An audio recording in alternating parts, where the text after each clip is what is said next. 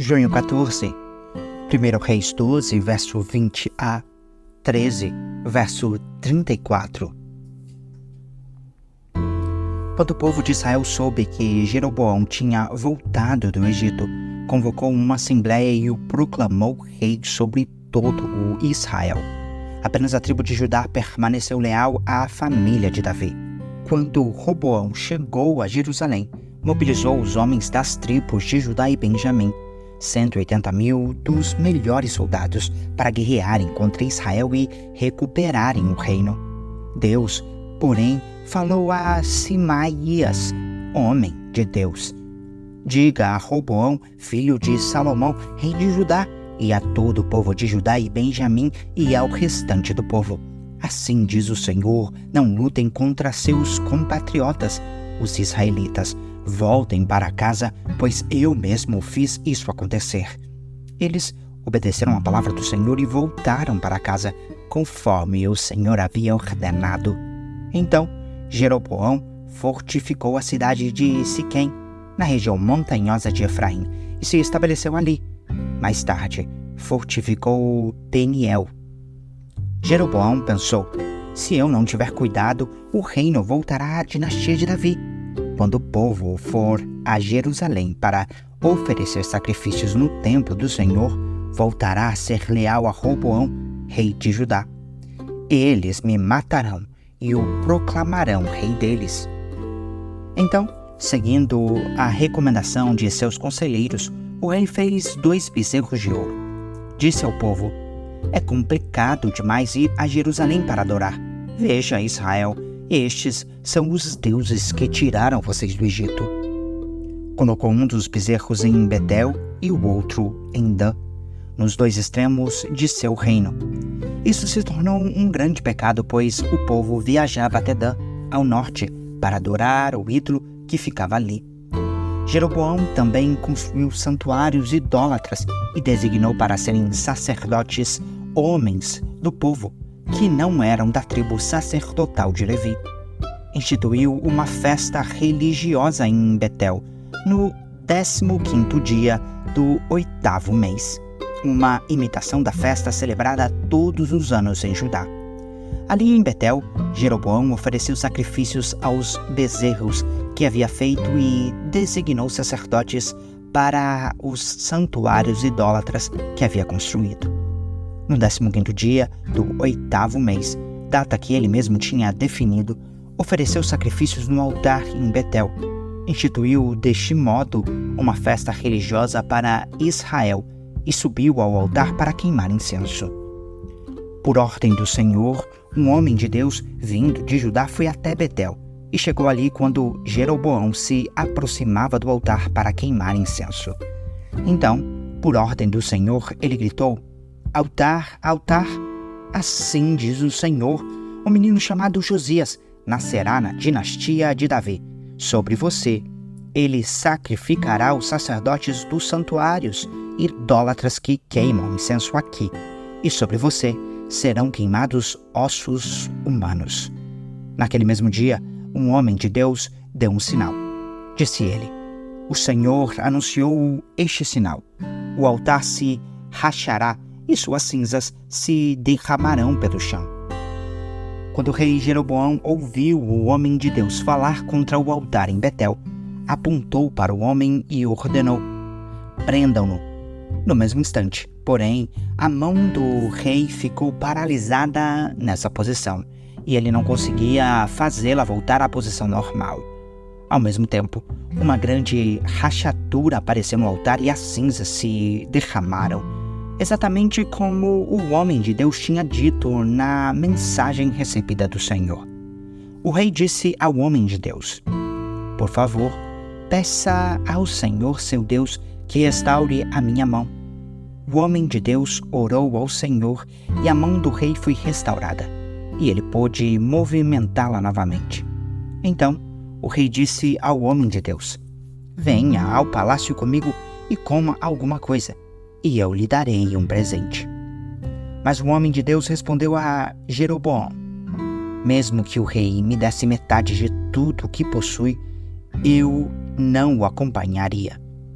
não comeria nem beberia coisa alguma neste lugar, pois o Senhor me ordenou: não coma nem beba coisa alguma enquanto estiver lá, e não volte pelo mesmo caminho por onde foi. Então ele partiu de Betel e voltou para casa por outro caminho. Acontece que morava em Betel um profeta idoso. Seus filhos foram até ele e lhe contaram que o homem de Deus havia feito em Betel naquele dia. Também contaram ao pai o que o homem de Deus tinha dito ao rei. O profeta idoso lhes perguntou por onde ele foi. Eles mostraram ao pai o caminho por onde o homem de Deus tinha ido. "Selem o jumento", disse o profeta idoso. Eles selaram o jumento para o pai e ele montou. Foi atrás do homem de Deus e o encontrou sentado debaixo de uma grande árvore. Perguntou-lhe: "Você é o homem de Deus que veio de Judá?" "Sim, sou eu", respondeu ele. Então o profeta disse ao homem de Deus: "Venha para casa comigo e coma alguma coisa." "Não posso ir com você", respondeu ele. "Não tenho permissão para comer nem beber coisa alguma neste lugar, pois o Senhor me ordenou: não coma nem beba coisa alguma enquanto eu estiver lá, e não volte pelo mesmo caminho por onde foi." O profeta idoso, porém, respondeu: "Também sou profeta como você, e um anjo me deu esta ordem da parte do Senhor: traga-o para casa com você, para que ele coma pão e beba água." No entanto, estava mentindo. Eles voltaram juntos, e o homem de Deus comeu e bebeu na casa do profeta. Então, enquanto estavam sentados à mesa, veio uma ordem do Senhor ao profeta idoso. Ele falou ao homem de Deus que tinha vindo de Judá: "Assim diz o Senhor: você desafiou a palavra do Senhor e desobedeceu a ordem que o Senhor seu Deus lhe deu. Volte a este lugar que comeu e bebeu, onde ele lhe disse que não comesse nem bebesse. Por isso, seu corpo não será sepultado no túmulo de seus antepassados." Quando o homem de Deus terminou de comer e beber, o profeta idoso selou seu próprio jumento para ele, e o homem de Deus partiu. Enquanto estava a caminho, apareceu um leão e o matou. Seu corpo ficou na estrada, com o jumento e o leão parados ao lado dele. Algumas pessoas que passaram viram o corpo estendido ali, com o leão parado ao lado dele, e deram a notícia em Betel, onde morava o profeta idoso. Quando o profeta que o trouxe de volta soube do que havia acontecido, disse: "É o homem de Deus que desafiou a palavra do Senhor. O Senhor cumpriu sua palavra ao fazer que o leão o atacasse e matasse." Então o profeta disse a seus filhos: "Selem o jumento para mim." Eles selaram o jumento, e o profeta foi e encontrou o corpo estendido na estrada. O jumento e o leão estavam parados ao lado dele. O leão não havia comido o corpo nem atacado o jumento. O profeta colocou o corpo do homem de Deus sobre o jumento e o levou de volta à cidade para lamentar por ele e sepultá-lo. Pôs o corpo em sua própria sepultura e lamentou por ele, exclamando: "Ah, meu irmão!" Depois de sepultá-lo, o profeta disse a seus filhos: "Quando eu morrer, enterre-me no túmulo onde está sepultado o homem de Deus. Ponham meus ossos ao lado dos ossos dele. Pois a mensagem que o Senhor ordenou que ele proclamasse contra o altar em Betel e contra os santuários idólatras na cidade de Samaria certamente se cumprirá." Mesmo depois disso, Jeroboão não se arrependeu de seus maus caminhos. Continuou a nomear sacerdotes dentre o povo comum. Qualquer um que desejasse podia se tornar sacerdote dos santuários idólatras. Com isso, por causa desse pecado, a dinastia de Jeroboão foi eliminada da face da terra. Atos 9, versos 26 a 43. Quando Saulo chegou a Jerusalém, tentou se encontrar com os discípulos, mas todos estavam com medo dele, pois não acreditavam que ele tivesse de fato se tornado discípulo. Então, Barnabé o levou aos apóstolos e lhes contou como Saulo tinha visto o Senhor no caminho para Damasco e como ele lhe havia falado. Contou também que em Damasco Saulo havia pregado corajosamente em nome de Jesus. Saulo permaneceu com os apóstolos e andava com eles por Jerusalém, pregando corajosamente em nome do Senhor. Também conversava e discutia com alguns judeus de fala grega, mas esses procuravam matá-lo. Quando os irmãos souberam disso, levaram Saulo a Cesareia e de lá o enviaram a Tarso. A igreja tinha paz em toda a Judéia, Galiléia e Samaria, e ia se fortalecendo à medida que andava no temor do Senhor e, encorajada pelo Espírito Santo, crescia em número. Pedro viajava por toda parte e foi visitar o povo santo que vivia na cidade de Lida. Ali, encontrou um paralítico chamado Enéas, que permanecia de cama havia 8 anos. Pedro lhe disse: Enéas, Jesus Cristo cure você. Levante-se e arrume sua maca. E no mesmo instante, ele se levantou. Todos os moradores de Lida e da Sarona viram Enéas e se converteram ao Senhor. Havia em Jope uma discípula chamada Tábita, que em grego é Dorcas. Sempre fazia o bem às pessoas e ajudava os pobres. Por esse tempo, ficou doente e morreu. Seu corpo foi levado para o sepultamento e colocado numa sala no andar superior. Quando os discípulos souberam que Pedro estava perto de Lida, enviaram 2 homens para lhe suplicar: Por favor, venha o mais rápido possível. Então Pedro voltou com eles e, assim que chegou, foi levado para a sala do andar superior. O cômodo estava cheio de viúvas que choravam e lhe mostravam os vestidos e outras roupas que Dorcas havia feito para elas. Pedro pediu que todos saíssem do quarto. Então, ajoelhou-se e orou.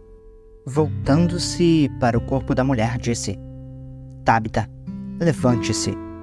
E ela abriu os olhos. Quando ela viu Pedro, sentou-se. Ele lhe deu a mão e a ajudou a levantar-se. Em seguida, chamou os discípulos e as viúvas e a apresentou viva. A notícia se espalhou por toda a cidade e muitos creram no Senhor.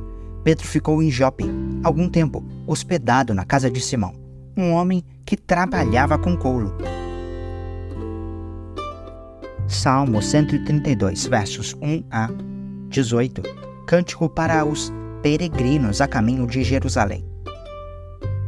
Senhor, lembra-te de Davi e de tudo que ele sofreu. Ele fez uma promessa solene ao Senhor, jurou ao poderoso de Jacó: não voltarei para casa, não descansarei em minha cama, não deixarei que meus olhos durmam, nem fecharei as pálpebras para cochilar, enquanto não encontrar lugar para a habitação do Senhor, o santuário para o poderoso de Jacó. Ouvimos dizer que a arca estava em Efrata e a encontramos nos campos de Jaar. Vamos ao santuário do Senhor, adoremos diante de seu trono. Levanta-te, Senhor, e entra no teu lugar de descanso, junto com a arca, o símbolo do teu poder.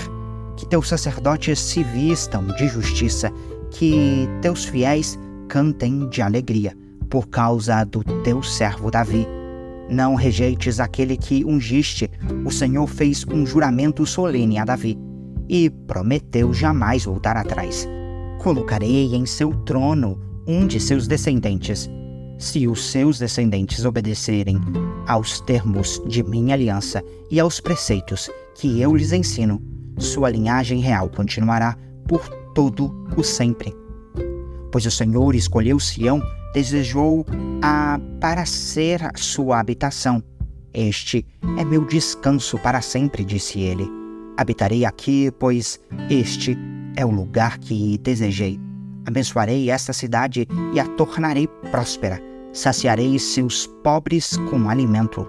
Vestirei seus sacerdotes com salvação. Seus fiéis cantarão de alegria. Aqui aumentarei o poder de Davi. Meu ungido será luz para meu povo.